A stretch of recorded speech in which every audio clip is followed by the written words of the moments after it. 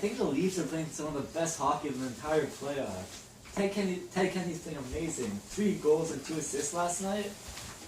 He's quite the player. I'm just glad that we finally won the cup. Anyway, would you like me to top you up? Yes, please. Hey sir, how are you doing? Not bad. You? I'm doing good, thanks. Would you like a drink? Yeah, please. Vodka with tonic. Coming up. Thank you, sir. Ice with that? Yes, please.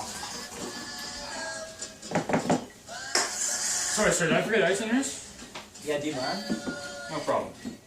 Thank you. Ice? Yes, please. That's good. Well, you don't look like you're from around here.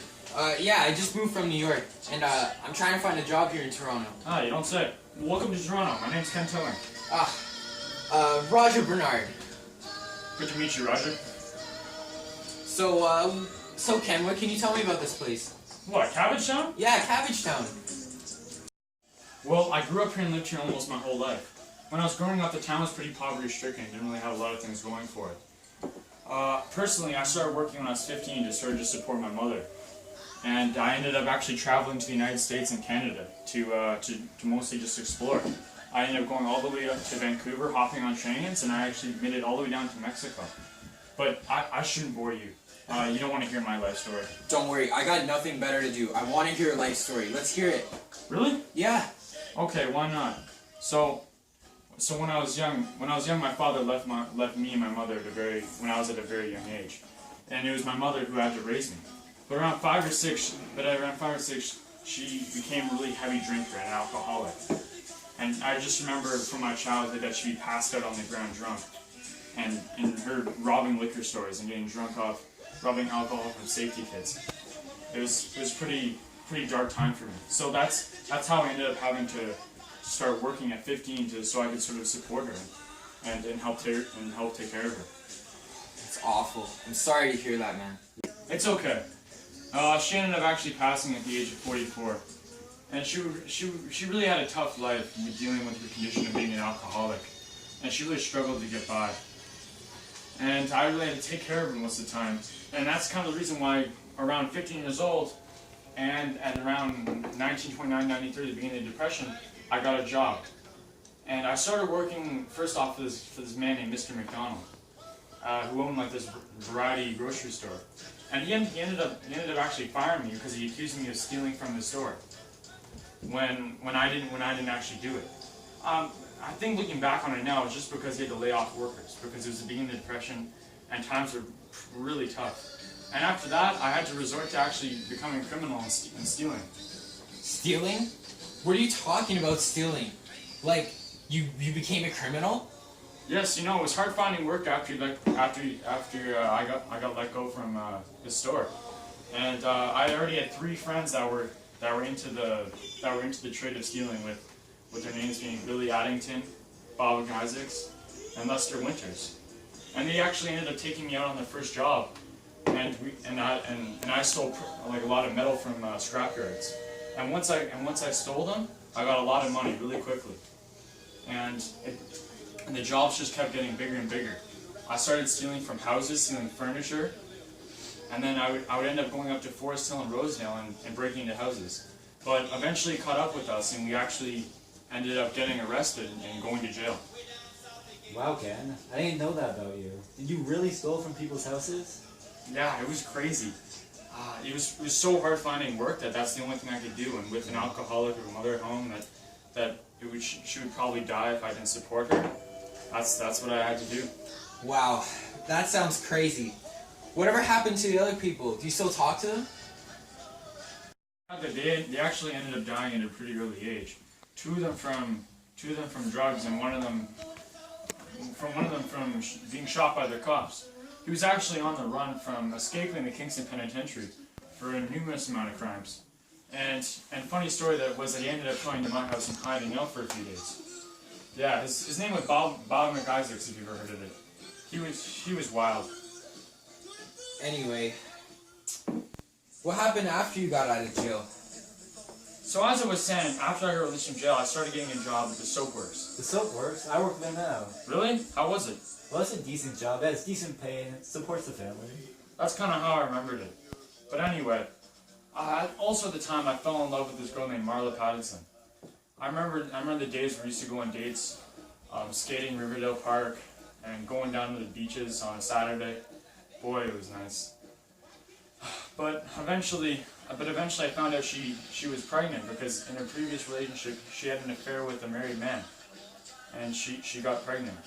I had to break it up, and I was hurt. And so then I decided that I'd really take my mind off things and stop working at Soapworks because it was kind of boring me, and I would travel across Canada. I ended up hopping on trains and I'd make it all the way to Vancouver, where I worked for a numerous amount of jobs, and I had an endless amount of stories. So, would you like another drink, sir?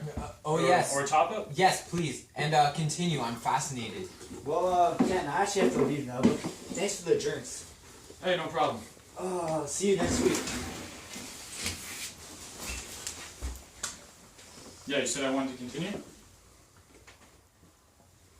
Okay, so as I was saying, I traveled across from city to city in Canada and was hopping on trains and just trying to find different work in different areas.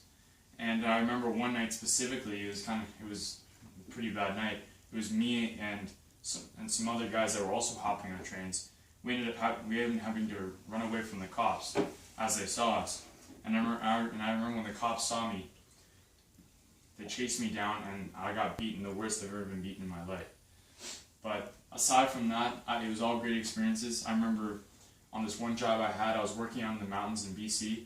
It was so beautiful. I never could have imagined I'd ever be able to be out there. It was just a great experience, and I was really craving for that adventure.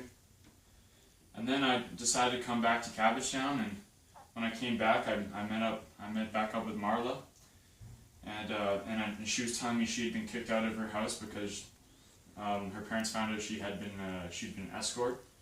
But I just thought it was okay because she needed some way to pay the bills, and she was in a tough situation. But we also learned that we'd grown apart, and we learned that it'd probably be best if we didn't see each other for good. And then at that point, I decided to move to, or sort of travel to the United States.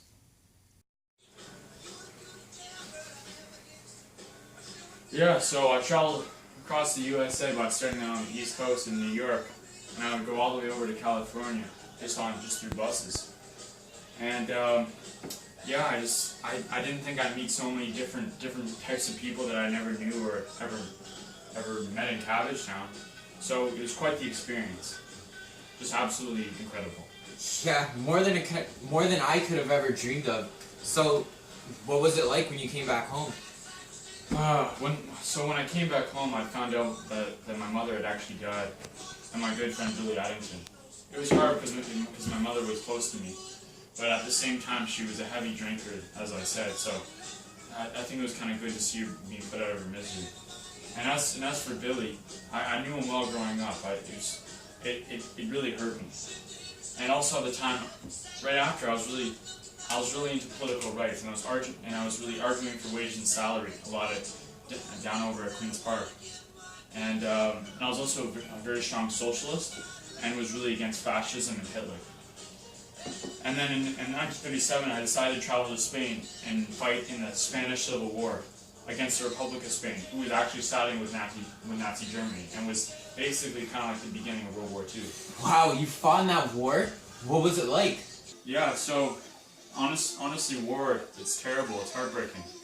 But my decision to fight in the Spanish Civil War, I'd do it all over again. I was fighting against fascism, and I didn't want Hitler to take over. And then I basically just came home, and I decided to open up this bar here in CabbageTown. I enjoy serving drinks a lot, and it's worked out for me. Well, it was a great time listening to your story today. You know what? I'm just gonna see you another day. So Hey, have perfect. a good day, man. And good luck to your job. Thank you.